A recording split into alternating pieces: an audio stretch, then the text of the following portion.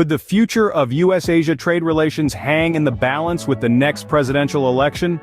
Imagine the crucial role political leadership plays in shaping our trade ties across the Pacific.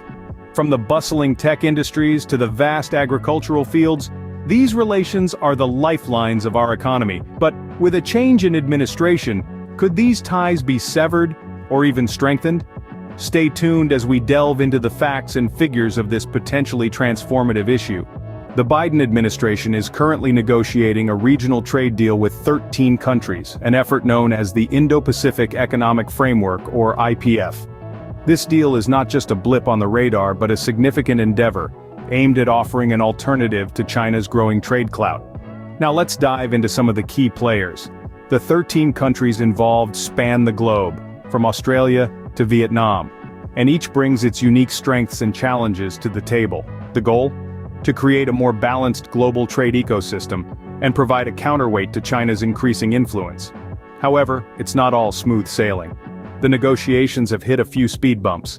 Some countries, including Vietnam and Indonesia, have shown resistance to committing to strong labor and environmental standards. These standards, which ensure fair working conditions and protect our planet, are non-negotiable for the Biden administration. But they're causing some hesitation among the negotiating countries. In addition, there's the elephant in the room, the upcoming 2024 presidential election. The future of this deal could hinge on who takes the Oval Office. Will the next administration continue the negotiations or take a different path? It's a question that adds an extra layer of complexity to an already intricate process. However, the future of this deal is uncertain, with the upcoming 2024 presidential election looming large. It's a high-stakes game of global trade, and the world is watching. Donald Trump, the frontrunner for the Republican presidential nomination, has voiced a strong opposition to the Indo-Pacific Economic Framework, or IPEF. Trump's argument?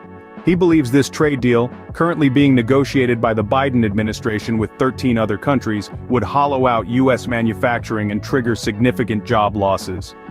This isn't the first time Trump has taken a firm stand against a trade agreement. Let's cast our minds back to 2017 when he withdrew from the Trans-Pacific Partnership, or TPP. This was a trade deal established with many of the same countries currently involved in the IPEF negotiations. Trump's actions then were driven by similar concerns about potential damage to U.S. industries. Fast forward to today, and Trump's stance remains unchanged. If he were to return to the White House, he vows to knock out what he refers to as the TPP-2. His words, not ours. He's confident that under the next administration, the Biden plan for this trade deal will be dead on day one. Trump's critique doesn't stop there. He describes the deal as being worse than the first one, a massive globalist monstrosity designed to turbocharge outsourcing to Asia, threatening to pulverize farmers and manufacturers. The fate of the TPP-2, as Trump calls it, could shift dramatically if he wins the election. The 2024 presidential election could mark a turning point for US-Asia trade relations. If the trade deal, often referred to as TPP-2, is scrapped, the ripple effects could be monumental. Picture this.